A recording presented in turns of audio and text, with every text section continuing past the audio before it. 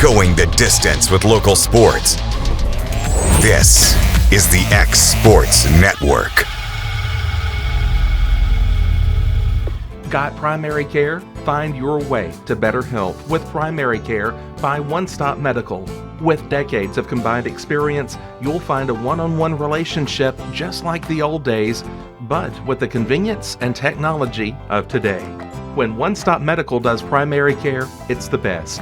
Call today for an appointment and find your way to healthy living. Serving Lawrenceburg, Pulaski, and Hohenwald. Phone 931-244-8220. Primary care by One Stop Medical at its best. From our humble beginnings to today, Parks Lumber Company has continuously served Lawrence and surrounding counties for over a century. Although we started as a small lumber yard in 1896, we have grown to include everything you need to make your dream project come to life. No matter your building needs, our experienced staff will be with you every step of the way to ensure you receive the highest customer service and attention to detail you deserve.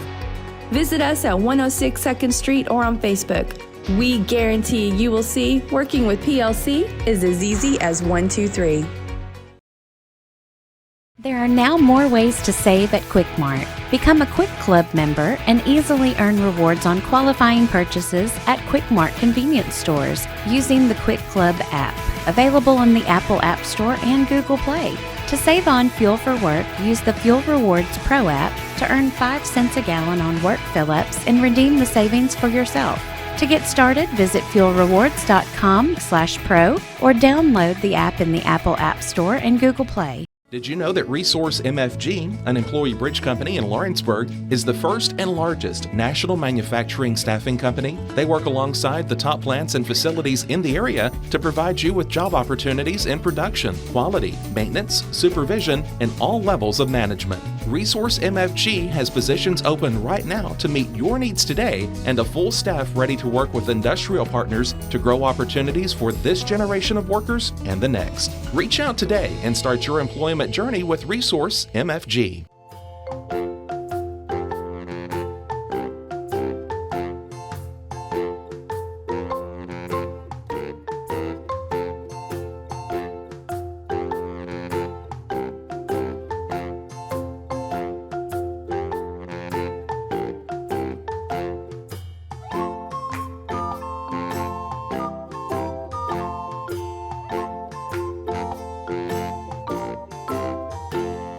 At Smith Tax and Business Service, we offer many services. Along with personal income tax prep, we also offer tax preparation for corporations and partnerships. If you're a small business and looking for some extra help, give us a shout and we'll get you fixed up.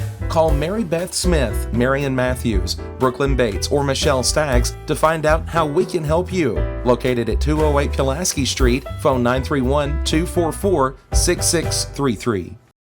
At C&B Linen, fast, friendly, and reliable service is our promise to you. Because you're not just a customer, you're family. From multi-use linen to branded floor coverings and a complete range of cleaning supplies, C&B Linen is here to make sure you have everything you need. From our high-quality products to our fast, friendly, and reliable service, you'll experience the difference with C&B Linen. Because you're not just a client, you're part of our family. You'll be winning with C&B Linen.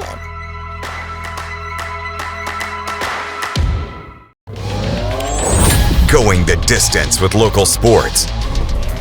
This is the X Sports Network. And welcome everybody here to X Sports Live, brought to you by C&B Linen. AJ Good here, joined by Michael Marks. And do we need to make the Ben Luna announcement about him and Sarah? It's not what you guys think it is. So I'll leave that one up to you. We can make jokes about that. Data centers. We can go, all over the place. All over the place. But we're not going to go there. No. We're not spoiling anyone's pregnancy announcement, if there is one. Wink, wink, there's not. But anyways, and if it was, we'll let them tell you. Yeah. Even if maybe there is. Maybe there is. Who knows? Who knows? We're going to leave you guys out in the dust on that one. They're really gonna be. I'm just stirring that pot. I was about to say Facebook's gonna be a fun place tonight. Yes, it is, 100%. But Mike, we had a incredibly busy weekend with the district tournaments in baseball. We're here in Lawrence County, over at Loretta. I should say over at Loretta from where I'm sitting here. This county always get like Summertown. I think Summertown, Loretta in opposite directions every time. Yep. Takes I would say, well, from where the building's positioned, I have completely just no idea. I'll say Loretta's that way, Summertown's that way. We'll go with it. Especially when I'm over here like Hendrick Staggs or I'm at Tom Cruise, and I'll say, he hit it towards Summertown. Then I got to peek my eye. I'm like, I make sure that's the right direction is going in. But what a crazy weekend of games. Yeah. I mean, it's just so hard. I'm still trying to comprehend everything that happened on Friday and Saturday. Well, that's the thing. We joked on, I believe it was Thursday or Friday, about how we hoped the next time we saw each other, everything would be so much clearer. But I feel like it feels like we're still trying to process everything to see how clear it is. Yeah. But there's definitely a lot less teams playing than there were when we started this last week. Yeah, we'll get started with what you were at and what you saw there in person, Mike. Outfield, it'll be Braden. So, Loretta, we thought, I mean, it's a really good baseball team. They got really good guys. This is a team that I thought was definitely sub-state bound because of all the talent that they have, and bad time to play bad. Yeah, I would say they ran into a very good Cascade team on Friday night. Left a lot of guys on base. I think they got really tense, and you had some guys that had 350 or plus batting averages that weren't able to kind of hit a cold stretch there that last week, and that is the absolute worst time to hit one of those. And Summertown and Cascade were two teams that were playing really, really well, hitting the ball well, pitching really well, and the Mustangs kind of got caught on the bad end of a couple of matchups. In Summertown, they threw Jackson Bennett, pitched a great game. They saved him, and they had the edge. Community got hot at the right time, and they gave, they didn't give Loretta a scare, but they beat Forest. They give Summertown a scare. They saved Bennett for this game. It works out for him. He goes a distance just a hair under 100 pitches, but their bats, man, they were just fearless in this game on Saturday. Yeah, guy started off hot. Dylan Thompson got the first 2 outs of the game, and then Summertown rattled off 5 straight singles, took a 3-0 lead into the second inning, and it never relinquished. And it feels weird because it's my 5th year here, but it feels weird not to say we don't have anything Loretta to talk about. Yeah, I would say I right know now we didn't last year, but that was a bit more.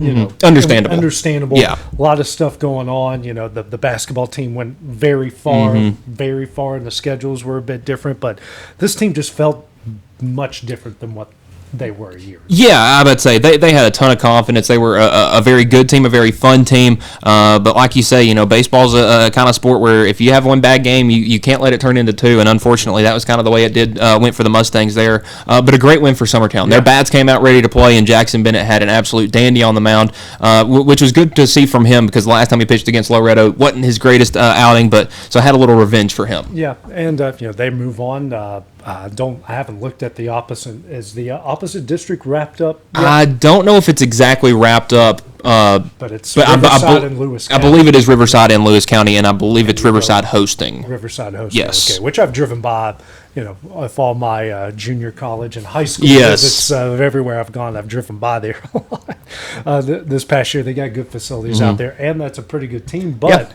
Lewis County's certainly beatable. Riverside's certainly beatable. As we saw with Loretta, it's metal bat baseball, and it's high school kids. Anything could happen this time of year. Yeah, I would say you're going to have to come ready to go because this is going to be a region tournament that is a double elimination. Only the top 2 get to go to sub-state, and you got 3 top 10 teams, again, kind of similar to the way it was in the district tournament. It's not going to be an easy out for anybody. I'm looking here and see if they have anything. So, yeah, it is Riverside and Lewis County. So, Riverside's a 1. Summertown will face them. Cascade will get them. They haven't released their schedule yet for that, and then they will play of course, Milan, Huntington, Sycamore, Stewart County. All yes, waiting on the other end. So Yeah, I would say it it's never gets not easier. supposed to be this easy. It's never supposed to be easy at any stretch when you get there, and that certainly proves it. Well, and I was talking, looking at it the other day that, within that sub-state, those two regions, there are, I think 7 of the top 10 in the Tennessee Baseball Coaches Association top 10 poll, and only 2 of them are going to get to go to the state tournament. So for some of these teams, getting to the state tournament might be harder than actually winning the state tournament. Yeah. Well, it's wild that when Loretta won the state championship just a couple years, that feels like a decade ago. Oh, it does, yeah. That me and you were up there in Murfreesboro. But now, they played Huntington in the championship game. Now Huntington could be someone from that district's or from that region's sub-state opponent. Exactly. Yeah, it's just crazy how all that stuff works out. It's extreme, but it shows how extremely tough it is to get to the state tournament, and why it is such a treat when you get there, and why you can't take those trips for granted. Because it may feel like they come every year for some of us, because we've been blessed to have great athletics in this county for a while now, but they aren't gimmies. Yeah. Well, speaking of not gimmies, Lawrence County found that out the hard way on Saturday. For those of us who were there, for those of you watching and driving, like my wife who had to pull over, it was too stressful. True story. I called her after the game. She's like, "I'm in a Buc-ee's parking lot. My heart rate has not gone down." That's a Mary Lee. That's a good story if I've ever heard it. But that's just because she's very invested, and that's great. But But Mike, it was a crazy game. Tullahoma saved the race. Ben Quick for either the elimination game after that on Saturday, or they were going to use him for the championship game on Monday. But so Lawrence County does great offensively. They're driving guys in. They had trouble driving guys in the last couple of weeks of the regular season, but man, the district tournament has not been that way. Guys are getting on. They're finding their way in. Logan Maves gets some 4 shutout innings. I mean, too many walks, too many free passes. He's still got to work on that. And, of course, that's not anything that hasn't been brought to his attention. That's something he's not already beating himself up about that. Trent Waller comes in, 2 good, decent innings. Then the 7th inning comes on. You're up 7-2 going into that inning. And doesn't start off great, and you make a pitching change. That doesn't go much better. And next thing you know, just when you thought, okay, we're going to cruise into Monday, or if things work out, they might just forfeit that game. You don't have to play, which is where we are right now. You give up 6 runs, and you're down 8-7. But give this team credit. Braden Morrison, who was the relieving pitcher, had to come in with the bases loaded, nobody outs. I mean, try to limit the damage, but sometimes when you throw good pitchers in that situation, I mean, you could throw Randy Johnson out there, and these guys are going to pepper the ball with rockets. It just sometimes when momentum shifts, it's hard to get it back. He comes up down 8-7, hasn't hit a high school home run, ties the game up with a solo shot. He had hit the fence in the 5th inning. This time goes way over the fence, ties it up. 2 singles, 2 walks later, a walk-off win. Franklin County upsets the district pitcher of the year, and Ben Quick from Tullahoma, a really good pitcher, should be pitching D1 next year, along with Jones, the other guy that they're graduating. And, Tullahoma had a ton of momentum going into that game. Started off 4-0, and Franklin County puts up 7 runs and knock Quick out of the game in the 4th inning. They win, they forfeit. Lawrence County hosts the region again, and just a Saturday was, if it proves one thing, it's metal bat baseball, it's high school kids. No lead is ever safe, especially in the postseason. Yeah, I would say you saw it right there with Tullahoma. Man, what a range of emotions they went through just on Saturday. You were kind of down and out because Lawrence County was really giving it to you there in that first game. You come all the way back, you take the lead in the 7th inning, and then you give it up in the home half of the 7th. You go back, you're like, all right, we got to beat Franklin County, but you got your ace there, and and they gave him an early lead, but unfortunately, you got good districts. They got. And this district has a ton of great bats, from top to bottom. Yeah, and good pitchers. Because sometimes it makes the pitchers look bad. But a great win for Lawrence County, district champs back-to-back years in the tournament, and really exciting heading to the region play. And set the school record for wins in a season, which is awesome. 25-8. Yeah, 25-8. That's incredible. And so who they're facing, we don't know. Battle Creek and Creekwood, who upset a top 10 Montgomery Central team to get in, and then they turn turn around, upset Battle Creek. So them in Battle Creek, I was talking with head coach Clint Wright. I was working out the facility over here. He's fine either way. He likes his team's chances against them. And, me and you were looking at those brackets, and I think everyone here, we saw it in football, we saw it in basketball. Yep. For as much as all the years in Lawrence County, you had to go through the Murfreesboro area schools, and then you had to go through the Cumberland Valley schools while they're producing Mr. Basketball candidates all the time. This is the easiest road. It's not going to be easy. I'm not saying it's easy. But compared to what it has been, the past, yes. This is the easiest road that Lawrence County in any sport has ever had to get as far. We saw it work out in football. We saw it work out in boys basketball for sure to get, a 6-win team makes it to the region semifinal. If you don't run into a team that goes into the state semifinals on an historic run, you might end up in a sub-state game. Who knows with all the momentum that they had with girls basketball, with softball. Softball things are going to change a bit. I mean, this is looking really, really good for these guys. Yeah, and I think sometimes I'm a little critical of the TSSAA, but I think this is an instance where going to 4 classifications really helped the team right here and helped the whole group. I would throw that whole district in there because you get to a point. It's Lawrence County, Tullahoma. I think Shelbyville used to be in there with y'all at one point, and then you win that, and you get to go play the Franklins, and all those, all the Williamson and the Williamson and Rutherford County schools that are, like you mentioned, producing D1 athletes year in and year out, multiple in every sport. Yeah. Now, and not to say Battle Creek's any easier, we've seen them multiple times. They're a very good team, but it's not to that same level, and I think that it can give some of these teams like Lawrence County a huge confidence boost heading into this tournament, especially with Battle Creek having to kind of battle back now to see if they're able to to see if they're going to be able to host this or be the 1 seed in the region tournament. Just got to win 2 games. Yep.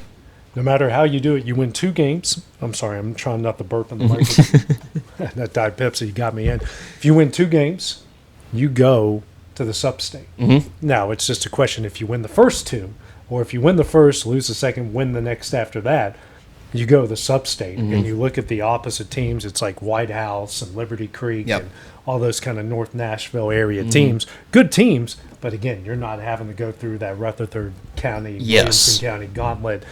It's a really good road. It's a favorable road, and this is a team that has lived up to the billing all year long. Yeah, and with the way the region tournament, I'm not sure if it's the same way in 3A as it is in 2A, but I believe you have to win that first round game to be able to win the region championship. If you lose the first round, the best you can get is runner-up. Yeah. So you got to come in there and you have to win those 2 games. Yeah. So you're really going to see, for Lawrence County, it's going to be good because they should have most of their arms available for this weekend. For Battle Creek, with who you could be burning tonight, it's a little the unknowns. Yeah.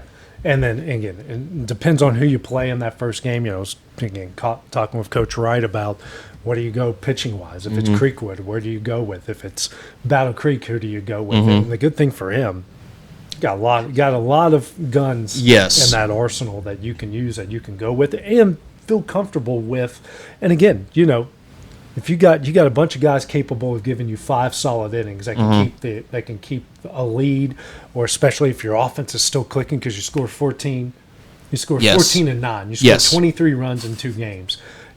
They were hoping to not need 9, but they got 9. It's like, okay, that home run woke them up.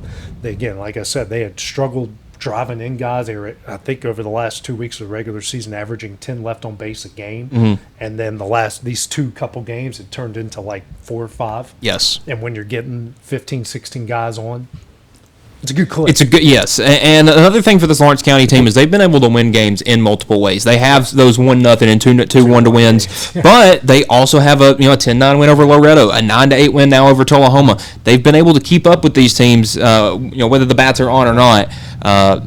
You like you said with talking about them with head coach Clint Wright, you got to feel good about what you got in that dugout and in that bullpen. Bottom of the orders, hitting the ball solidly. Jake Moore got hit in the head with the curveball and comes back, and now he's Tony Gwynn. Yeah, I was about to say he's been hitting the ball extremely well in the past couple of weeks. They could not get him out. I mean, it might have been, he's still got the stitch marks right there. But yeah, he's crushing it. We do high school softball will resume their district tournaments.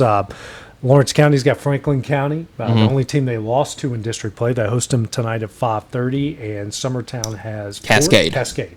So and that's at home, right? Yes. 5:30. Yes, but I would say both games at 5:30 at at Summertown or Lawrence County. So Cascade has not been an easy team for No, they have not. for anybody, and certainly not for Summertown. They've played two pretty tight games with that bunch. yeah, so you definitely don't want to have a kind of a look past game. You're definitely going to have to get this one.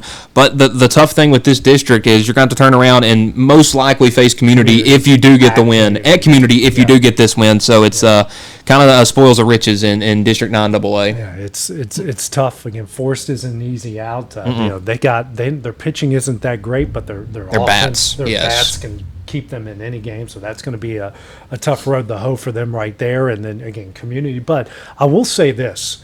The first game against Community, kind of got dominated. Second game, they took the lead late. Yes. Their defense was playing good. Their pitching was keeping them in games, and they started to hit the long ball, started to barrel up some balls.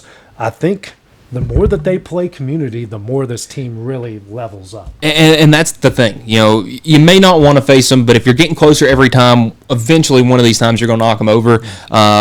Maybe you don't want to waste that. Say if you get one shot at them, maybe you don't want to waste that. Maybe in the district tournament. But listen, anytime you have a chance to compete with a team at that caliber, I say you take that opportunity and you run with it, because that's how you get to Murfreesboro, to the state tournament, to the state championship. Is you're going to have to face good teams, and Community may be one of the best this year. Yeah, absolutely. It's and they got good pitching, good hitting. It's all about, okay, can you hang with them? Can you weather the storm? They're a team that puts a lot of pressure on you. Summertown looked like they got better of weathering that storm. Once they go there again, will it be the same thing? Who knows? All you got to do is be in the you got to be in the final two in the district, the final two in the region, and win the sub-state. Get the sub-state and go to Murfreesboro. Anything can happen. Exactly. You just got to be top two until you make it to that sub-state, where you just got to start winning there. But it does give Summertown a little bit of leeway with Community standing in the way. Yeah, absolutely. So and then we got Lawrence County. We got Franklin County tonight.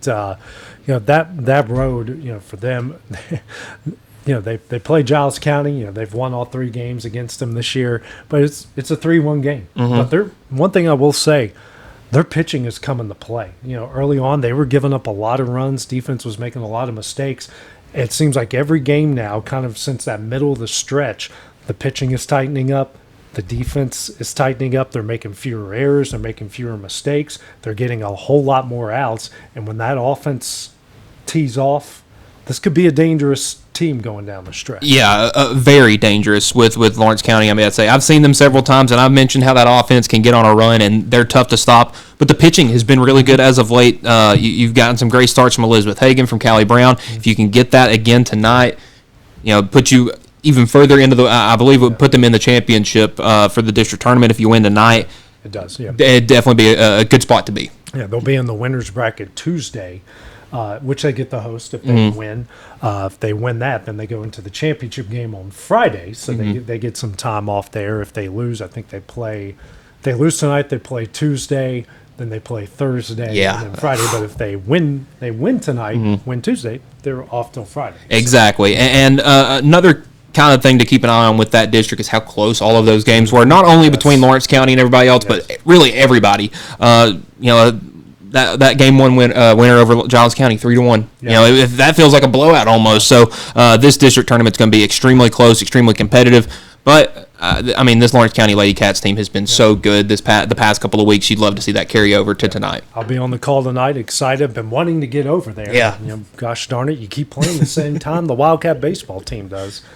Someone's got to do all these games. We can't be everywhere, Mike. We can't. We try. But we can't. We try. People want us to be. I'm not going down that road, but we try. We try our best. We're coming up next, Mike. We'll recap the regrettable weekend for Tennessee for Tennessee baseball. Everything else going down in college baseball when we return here on the Exports Network on Exports Live, brought to you by C&B Linen. Are you tired of missing out on family life just to be treated like another truck number? Since 1986, Southeast Carriers has been a family-operated business based in Lawrenceburg, Tennessee. Being family-owned ourselves, we understand the importance of family, which is why we value it above all else. With our large number of dedicated lanes and our friendly staff, we are able to evenly divide your home time with the amount of time you spend on the road. We offer multiple benefits with large company pay now starting at $20 per hour, all while keeping a small company environment. For more information, visit our website, Southeast southeastcarriers.com or check us out on Instagram and Facebook. Southern Craft Manufacturing is dedicated to creating the finest quality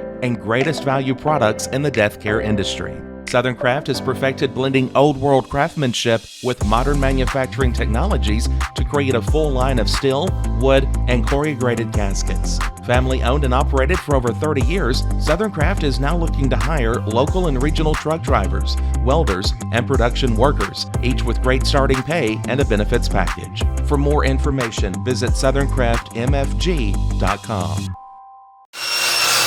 If you're looking for a company that can do it all when it comes to building, look no further than Tennessee Properties. From new home builds to remodels and commercial projects, our contractors work hard to give your space a new life from planning to finishing touches. Whether it's new interiors or dirt work, they see your big picture without forgetting the small details. In the market for a new home, they partnered with Freeman Development to bring new homes to the Oak Hill subdivision of Lawrenceburg. That's Tennessee Properties, licensed and insured. Call today or visit tennessee.com. Good Works at Home, formerly known as The Summit at Home, is a licensed, non-skilled agency dedicated to helping you maintain your independence at home for as long as possible. Our compassionate and caring staff provide support in various areas, including dressing, bathing, personal hygiene, transportation, cleaning, and companionship. Please call our office about services, payment options, and long-term care policies at 931-762-2310. We look forward to assisting you with keeping your independence longer. Efficiency, reliability, accuracy.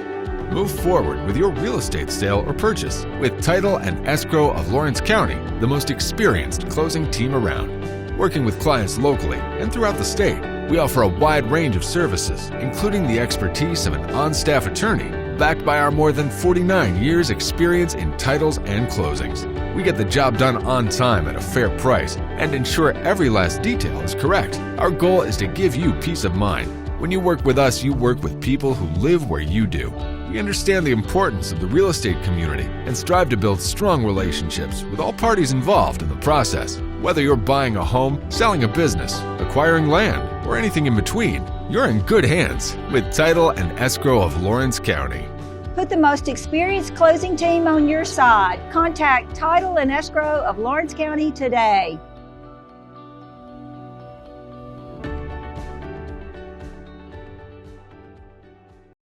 At C&B Linen, fast, friendly, and reliable service is our promise to you. Because you're not just a customer, you're family.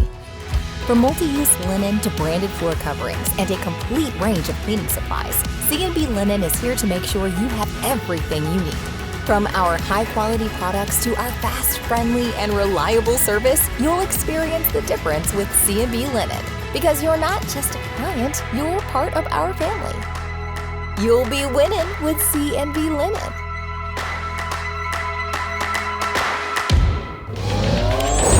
Going the distance with local sports. This is the X Sports Network.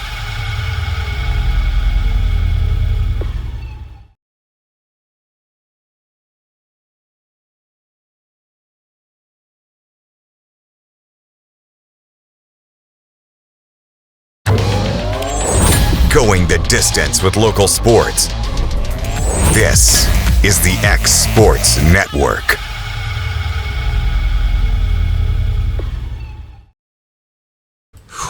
Welcome everybody back to X Sports Live, brought to you by C&B Linen. Mike is trauma dumping. Over here. Very traumatic baseball weekend here for Mike, and just when you thought Tennessee had all this momentum going into the weekend series against Kentucky, after taking 2 out of 3 from Alabama, taking care of business in other places, and really kind of securing themselves, and then rough Friday, 9-2, really rough Saturday, getting run ruled, and then dramatics on Sunday, but at least they take 1 out of 3 and not can get completely swept. And I kind of hate to see that I saw this coming, because I did mention it to you that despite Kentucky being closer to the bottom end of the conference, it is a team that Tennessee has struggled with, and you saw that again. The amazing pitching performances that we got from Tennessee last weekend, non-existent. Yeah. You gave up, I think it was 31 combined runs across the games, or somewhere around that. It's way too much to Kentucky. Yeah. You can't win games and you're giving up 10 runs a night. And unfortunately, the Vols bats couldn't pick it up on Friday or Saturday. Lucky that they showed up a little bit on Sunday, but you got 2 series against 2 top 15 teams in the country remaining that won their series this weekend. So a lot riding on these last couple of weeks if you still want to host. It's not out of the realm of possibility yet, but it's definitely starting to hang on by a thread. The next 2 conference series, home versus Texas, at Oklahoma. You got Presbyterian and Belmont, and it's that time of year where they kind of start to cancel these. And West Virginia had a midweek game against at Penn State canceled by both teams, and then they go out and sweep Kansas State this weekend to kind of right the ship and get them back near the top and get them back at least in. I think a tie for second right now in the conference. Tie for second and back into that. Could they host a regional conversation? Yes. So that makes me feel a little bit better, but. Yeah, this might have. I hope this doesn't knock Tennessee out of the hosting a region conference. They were just getting right there, feeling good. And my father-in-law had a really good. He goes, I don't know whether or not to fully invest or to put them out the pasture. Yeah, and that's the thing. We're coming up on. We're in May now, and we don't know whether or not this team's good or not. It's getting a little bit late, but I will say. You can tell this is a very inexperienced team. Yeah, you can talk about how much potential guys have, but there's people that say potential is just French for not worth a crap yet. So you're starting to see that a little bit this year with this team. A lot of guys that are getting thrust into moments they haven't been expected to. Yeah. This reminds me a lot of the Tennessee team in 2023. They had the great team in 2022, and they had a bunch of young guys trying to lead a team in 2023. They made it to Omaha that year. Unfortunately, ran into Paul Skeens and that Wake Forest team, but LSU. Yeah. And the Wake Forest was the other team on that side with Tennessee and Stanford, but. They had a bunch of guys that weren't leaders yet trying to lead a squad. Yeah. You're going to see that a lot this year. They haven't made that late resurgence in conference play like that team in 2023 did, but obviously you've got a first-year head coach. There's going to be a lot of growing pains.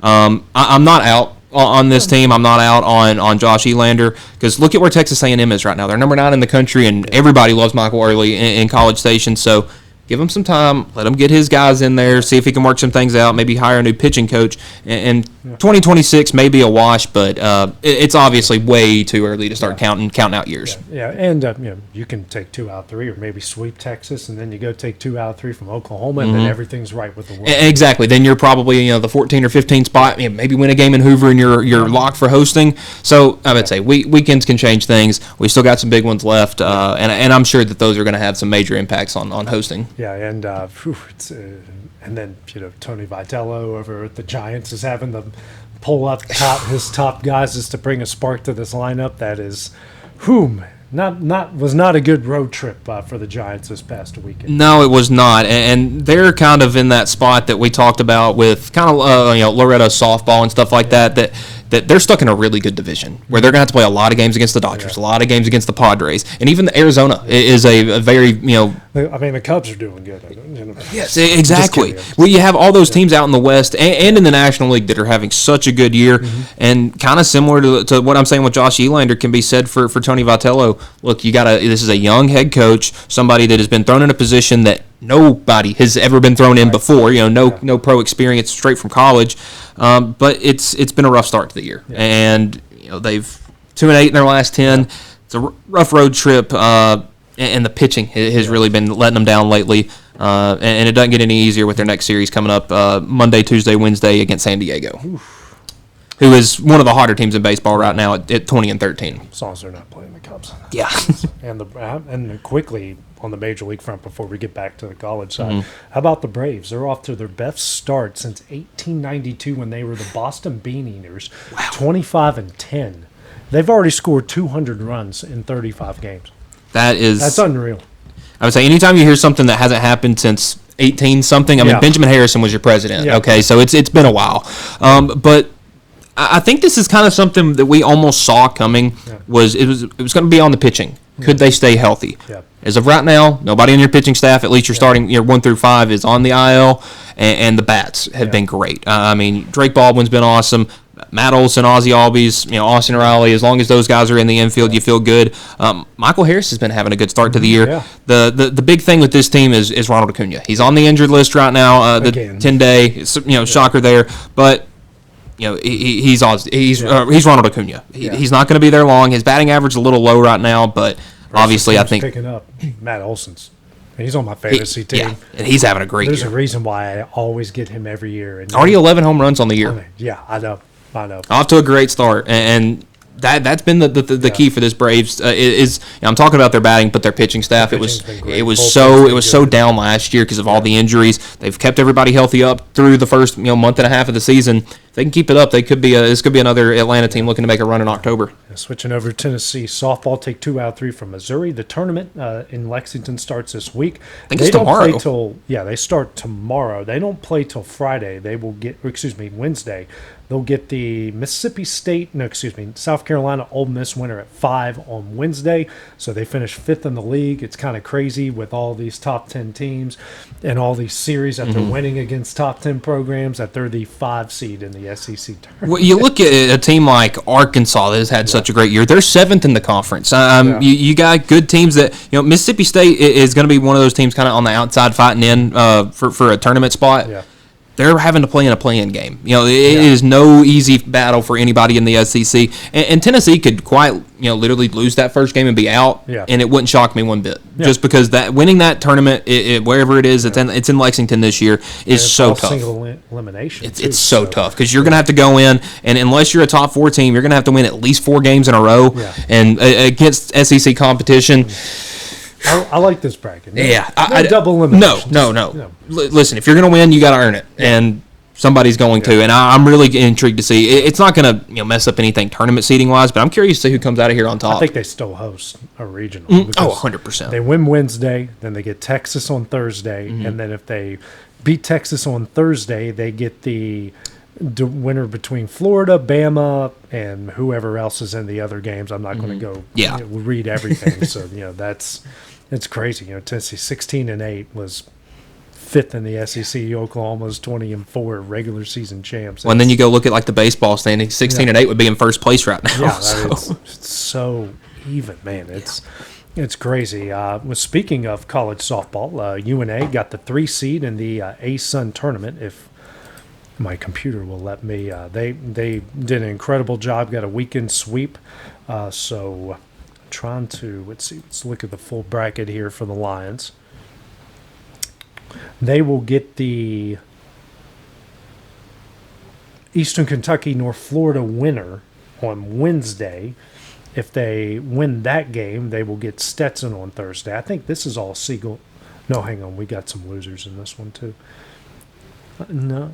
I think it may be this is confusing. Yeah, I am also really confused because I also don't. So if they win, they get Stetson on Thursday, and then loser game 6.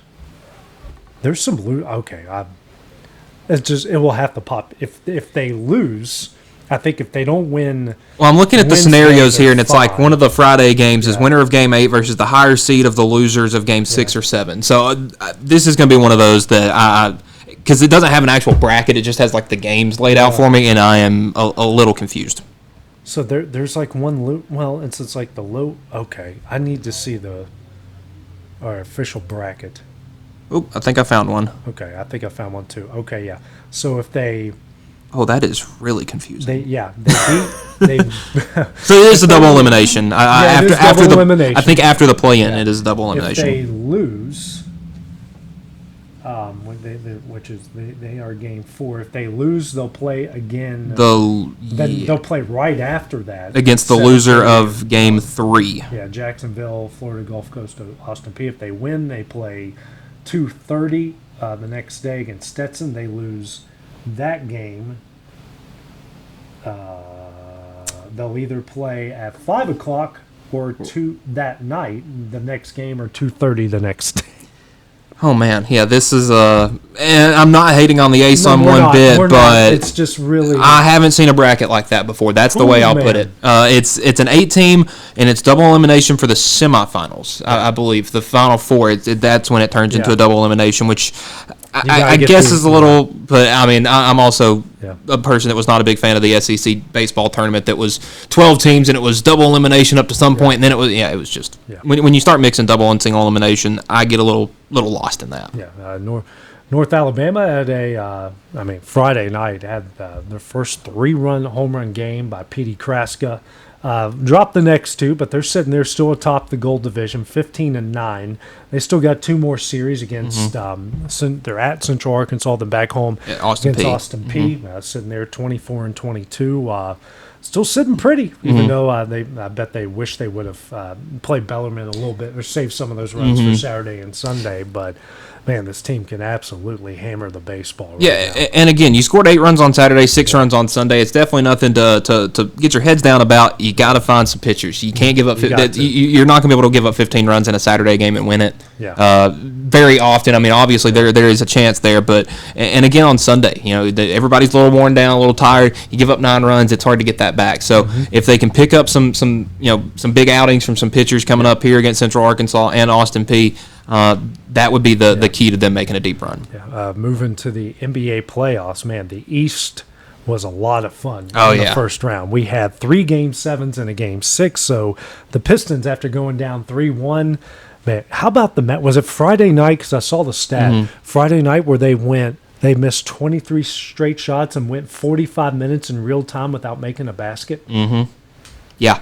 I don't know how that happens. I mean, because that's the thing. I remember when they had that timer up, and it was Virginia in that NCAA tournament play-in game. That's something expected. These are professionals.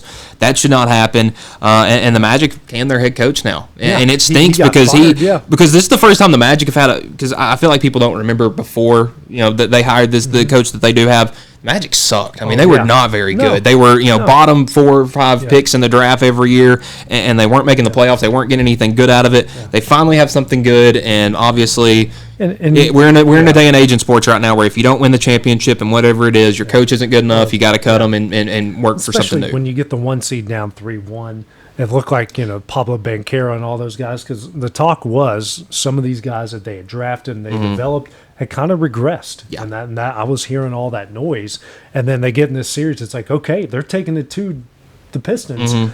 Then they kind of faltered, and the Pistons turned it on at the right time and go out and kind of dominate there in Game 7, win 116-94. Yeah, and a huge performance from Tobias Harris, former Tennessee guy. Went out there and dropped 30, had a huge game. Cade Cunningham was awesome as well. And you're starting to see some better play from Jalen Duren. He had a couple of rough weeks there down the stretch, but this is a very dangerous Pistons team. And I'm looking at the 8 teams in this bracket. It's new, but also a little bit of the same. I like that we're getting teams like the Pistons making a run, like the Knicks making a run again. Even the 76ers, this is a new team from what they were the past couple of years. We've got some fun teams here making the second round of the playoffs, especially in the East. The Cavaliers were able to pull that one off after a hot start, and then Toronto came back, so they advance. I'm more shocked by the Celtics. Yeah. I really am. I thought this was okay. They were, if we would have done, okay, who do you think is going to make the finals? I would have picked the Celtics out of the East, and they lose. Somehow Joel Embiid turns back the hands of time. Yeah. And the rest of the 76er team just turned it on. I about to say they only went cold at the worst possible time. Yeah, they had some rough shooting nights. They're just that entire series they were not shooting the ball well, and you lose Jason Tatum. That obviously hurts because as much as I like Jaylen Brown, Derek White, and Peyton Pritchard, you need a little bit more than those 3 if you're going to make a run. Yeah. And you look at these guys from the 76ers. You mentioned it with Joel Embiid going for 34 and 12. But how about Vijay Edgecombe? Yeah. Rookie. Yes. First playoff series ever goes for 23 in Game 7. Tyrese Maxey's been awesome all series. He goes for 30. Watch out for the 76ers team. Yeah. They have a 7 by their name, but they're going to give the Knicks fits. They are, 100%. Fits with the Hawks, I'm about to say. It wouldn't shock me one bit if we're looking at Cleveland and Philly in the conference finals. And, the Lakers finally closed out Houston. Again, I'm still a little bit shocked by the Timberwolves over the Nuggets. Yeah. So we got Lakers Thunder in the West. Their first game is tomorrow. On Cinco de Mayo. Game 1 between the Spurs and the Timberwolves is tonight. Knicks and 76ers first game is tonight. I'm trying not to burp again. And the Pistons and the Cavaliers game 1 is tomorrow night. So with poor 76ers, they got a quick turnaround. Yeah. You play a game, what was it, the night before last Saturday night, and then you got to turn right back around and be ready on Monday. It's going to be a quick turnaround, but should be good for them. And man, I hate to say this, but you kind of feel bad for the Lakers. It feels like everybody else has kind of been waiting for them to finish that series. But I think we're starting to see, really how this playoff is going to map out. But what an exciting first round! No, hockey-wise, my goodness, what a lot of fun! Well, you got the West already starting. The Avalanche and the Wild. The Avalanche took Game 1, not a big shot. Game 2's tomorrow. Game 1 between the Ducks and the Golden Knights is tonight. Game 2 between the Hurricanes and the Flyers is tonight. Then Game 1 between the Sabres and the Canadians is Wednesday. Yeah, it's Wednesday. 2 nights from now. Yeah, it's really crazy. And man, that game was really high scoring. The Avalanche and Wild one, 9-6 is not a normal. That's not okay. Not a playoff. Yeah, that's what I was thinking. That was. I mean, regular season, you get a random game that just doesn't make sense. Playoff hockey, that makes no sense. That's the thing, because I would say you've seen all these super close, low scoring games, and then you see that coming out in the second round. But with Colorado, with McKinnon, with McCarr, I'm shocked by their goalie not playing good. That was what offensively, I'm not shocked by that. Yeah, and man, I would say if we get some fireworks like that in a 7-game series, watch out. Yeah, but I mean the Canadians and the Lightning. I watched a lot of that. I mean, the road team won every single game in that series. Yeah, and you're thinking probably on Buffalo on the other side. You're like, crap. Like they get a little bit of rest, but they're coming to us, and they like,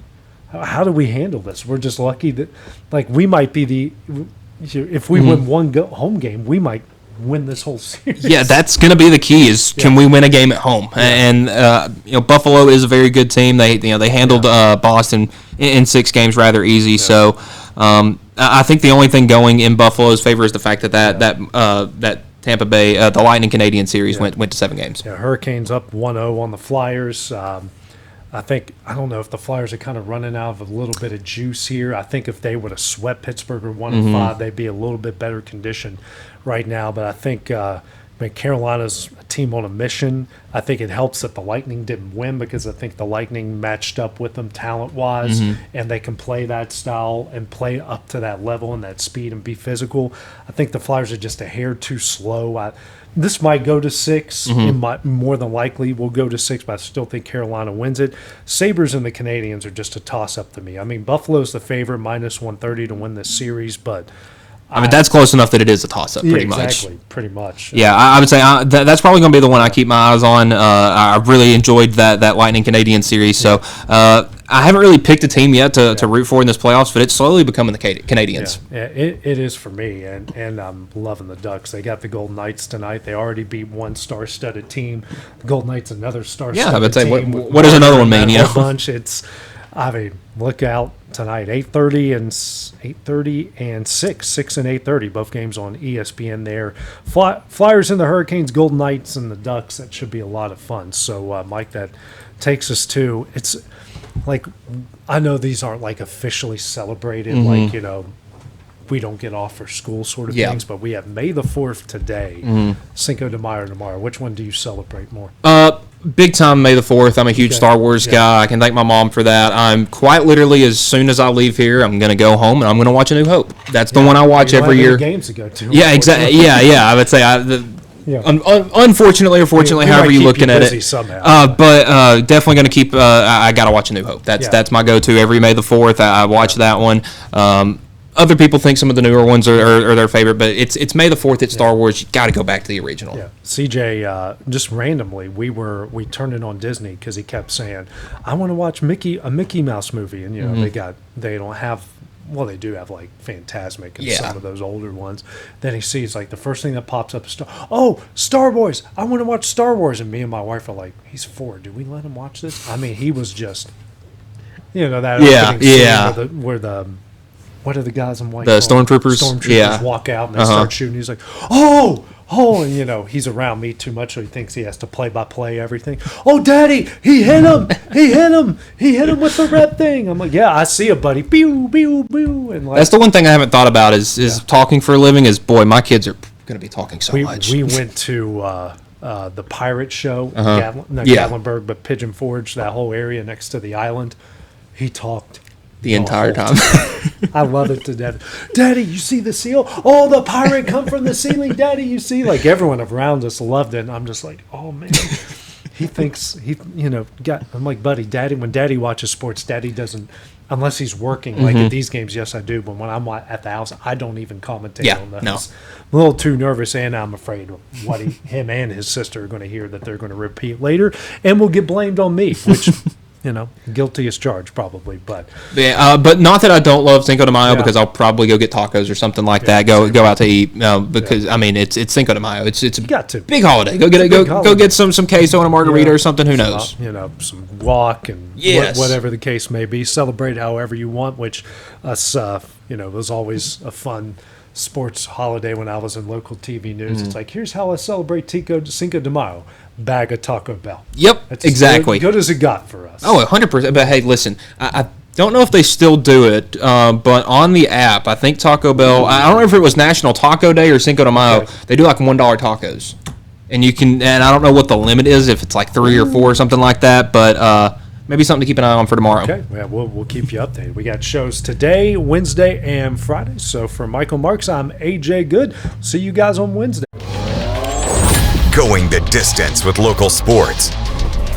This is the X Sports Network.